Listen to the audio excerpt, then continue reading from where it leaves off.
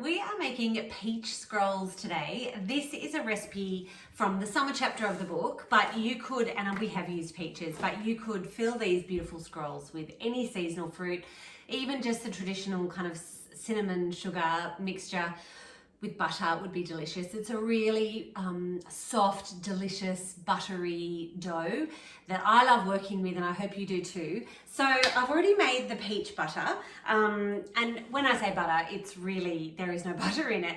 It's just peaches that I have cooked down, then pureed and cooked down again for about 40 minutes on a low heat, so it kind of really reduces and thickens into this super flavoursome kind of sauce, I guess. It is delicious on absolutely everything. I really love it with some natural Greek yogurt and some granola for brekkie.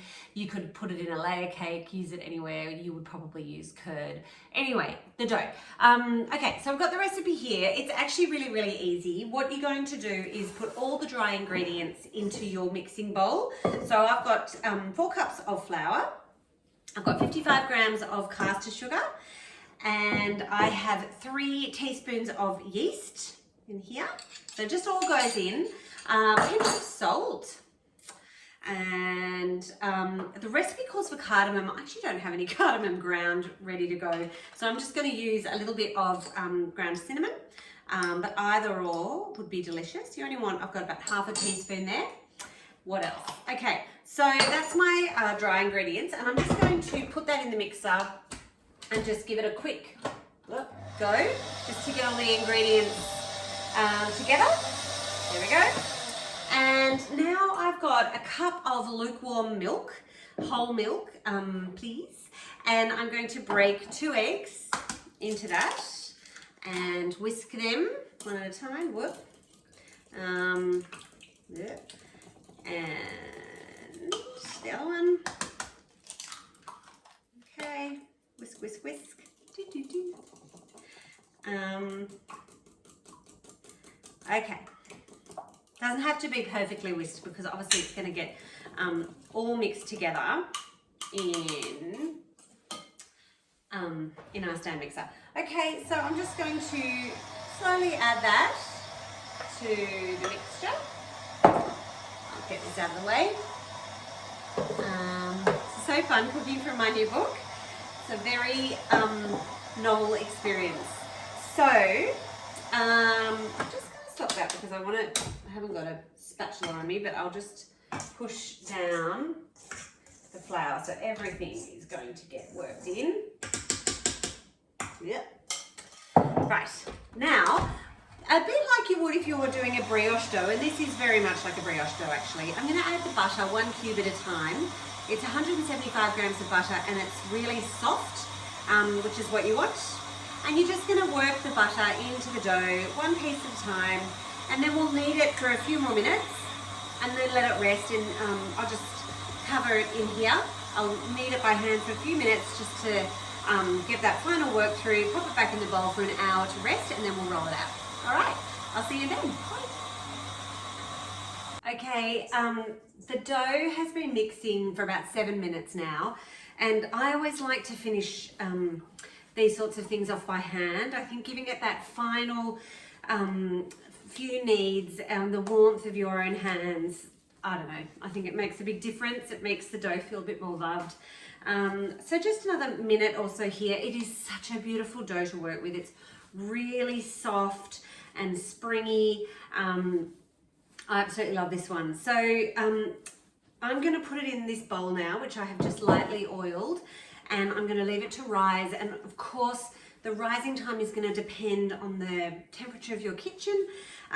So I think today it's a cool kind of autumn day. I think probably an hour or so, but I'll keep an eye on it, and then we'll be back to roll the dough out and form our scrolls. Okay, bye.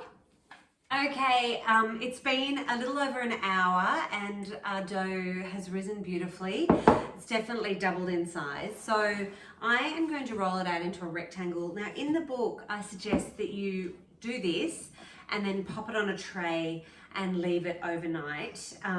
Now definitely do this if you're making this to have the next day, but I want to have this ready for afternoon tea today. So I'm just going to roll it straight out and make up our scrolls, and then we'll let them rest before we bake them. So it is a fairly sticky dough, so I am dusting my work surface, and I'm going to roll it out into a larger rectangle, and I'm just going to be really gentle with my rolling pin. I don't want to kind of bash it around too much, because we want to keep all that sponginess and lightness in the dough. Okay, that's probably enough. And then you can just kind of stretch it with your hands like that.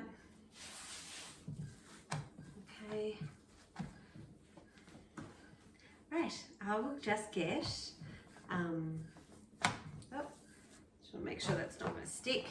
I'll go and get our peach butter out of the fridge, and we'll get assembling. Okay. So I've got our peach butter, which, as I said before, is just so packed with flavour. You don't want to put too much on it, because otherwise it'll all just smush out as you roll it. So it's really just probably a cup. You can hear our guinea fowl outside. They're just such nutters. If you had any more peach, you could actually like dice them up, cut up a peach into quite small dice and scatter that across here as well. That could be really nice. Also, it's quite nice to do this with, if you had some fresh berries, you could definitely do that as well. But also, it's really nice to serve this with extra peach butter. Okay, so now I'm going to take my watch off. I'm going to roll. So I'm going to take this side, and I'm going to try and keep the folds relatively, oops, actually, I'll push that back. I don't want to have too much on the end side, because it'll just, we'll just push it out as we roll. Okay, so I'm just rolling, and I'm trying to keep it quite tight and keep the peach butter in each fold, rather than just sort of push it down with me, if that makes sense. And then I'm just going to grab this end one and tuck it over. Okay, so I've got one nice big sausage. All right, now we want to cut this into individual scrolls. So I'm actually just going to pick the whole thing up, whoop, and cut it straight on to my tray, which I've lined with a bit of paper. These little serrated knives are great for this. They really get in there. If you wanted this to be even easier, you would put the whole sausage in the fridge for half an hour or so, just for it to kind of chill and firm up. But as I said before, I haven't got heaps of time, because I'd really like this to be ready for this afternoon when the kids come home from school. I thought that would be a nice treat. All right, so then I'm just going to, that didn't cut all the way through. There. I'm going to turn them this side up, okay? And they'll kind of lose their shape a bit as you move them around, but that's okay. Just sort of squish them back into shape. The ones in the middle are always the better looking. Just going to show you. See, we've got our beautiful scroll. You want them to kind of be touching each other a little bit, or close to each other, so as they rise they can support each other. Isn't that a nice sentiment? That's how we should all be, really, hey? Supporting each other as we rise. Anyway, so I've got them all kind of squished in, just lightly touching, but enough room to rise. And I will, here we go.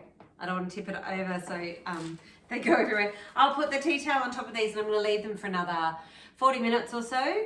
At this point, you could also put them in the fridge and let them prove overnight and bake them in the morning. That would be yummy too. But we will do it. We'll leave them on the bench at room temperature and bake them in about 40 minutes. Okay, bye. Scrolls are out of the oven. They're puffed and golden, smelling and looking so good. They've been out for a few minutes, so I'm just going to make the glaze. In the book, I have an amaretto glaze. Amaretto is my favorite liqueur. I got into it a little bit in lockdown.